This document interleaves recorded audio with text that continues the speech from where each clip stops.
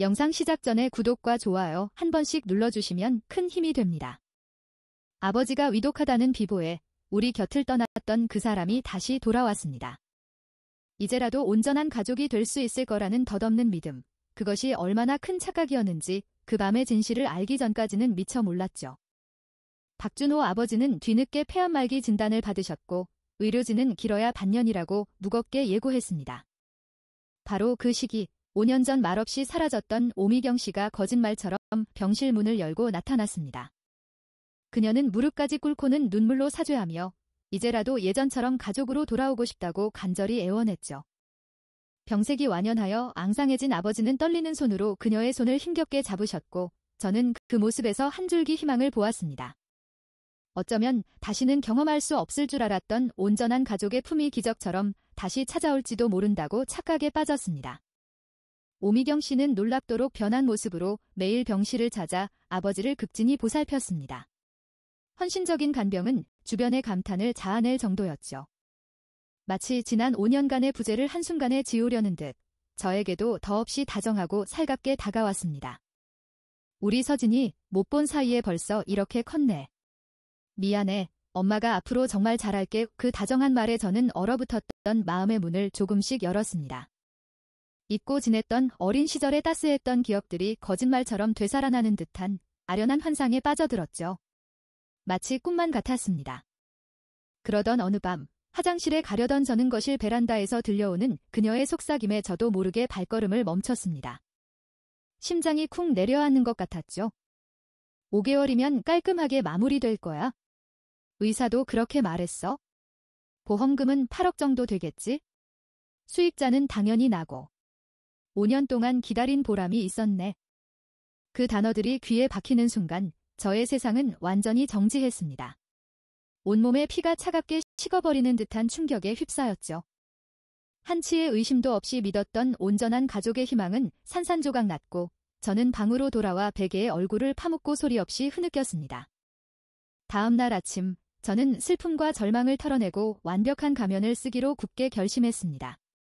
오미경 씨가 정성껏 차려준 음식도 맛있게 먹는 척했고 그녀가 제안하는 백화점 쇼핑 같은 모든 활동에 기꺼이 동참했습니다.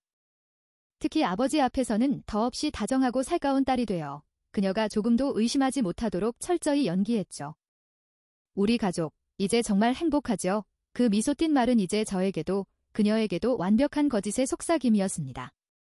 그녀가 거액의 병원비와 생활비를 아끼지 않고 흥청망청 쓰는 모습을 지켜보며 저는 은밀하고도 치밀한 계획을 준비했습니다.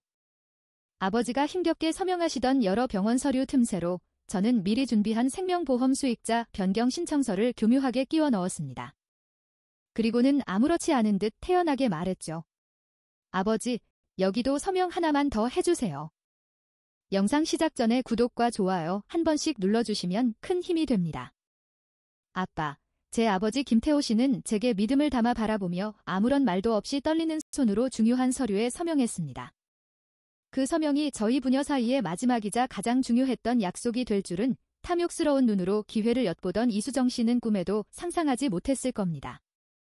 그렇게 숨막히는 시간은 흘러 아버지를 영원히 떠나보내야 할 마지막 날이 마침내 가까워졌습니다. 어머니 이수정은 여전히 세상 누구보다 헌신적인 아내의 가면을 쓰고 있었고 저 김유나 역시 더없이 화목한 딸 역할을 완벽하게 연기했습니다. 아버지는 가쁜 숨을 몰아쉬며 힘없이 저희 둘을 번갈아 바라보셨고 입가에는 옅고 희미한 미소가 걸려 있었습니다. 우리 딸, 너무 오래 슬퍼하지 마. 사랑한다. 너희 둘 다. 그는 희미한 목소리로 마지막 말을 남기고 모든 것을 내려놓은 듯 편안히 눈을 감았습니다. 어머니 이수정은 세상이 무너진 듯 격렬하게 오열했고 저 김유나 역시 뜨거운 눈물을 쏟아냈습니다. 하지만 우리의 눈물은 서로에게 너무나도 다른 의미를 담고 있었죠. 아버지의 장례식이 모든 절차를 마치고 며칠이 지난 뒤 텅 빈 집으로 한 보험회사에서 중요한 등기 우편이 도착했습니다. 이수정 씨는 등기 속 서류들을 하나하나 확인하다가 이내 얼굴이 순식간에 창백하게 질렸습니다. 마치 유령이라도 본 것처럼요. 그녀는 곧바로 저를 쏘아보며 떨리는 목소리로 물었습니다. 이럴 수가. 이 보험금의 수익자가 왜 내 이름으로 바뀌어 있는 거야? 저는 한치의 흔들림 없는 냉정한 목소리로 대답했습니다. 글쎄요, 저도 모르겠네요. 아마 아버지가 직접 바꾸신 모양이죠. 제가 알기로는요.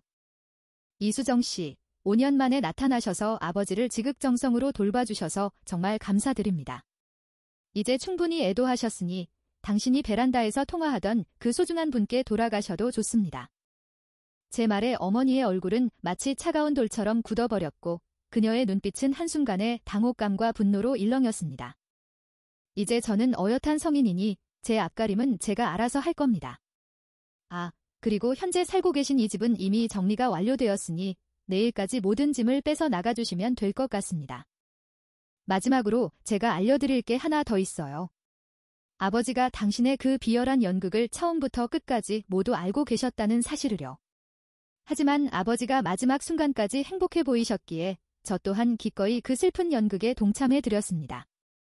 어머니는 충격에 입을 살짝 벌렸다가 이내 굳게 다물었습니다. 그녀에게는 더 이상 어떤 변명도 어떤 거짓말도 통하지 않을 것임을 본능적으로 알았겠죠.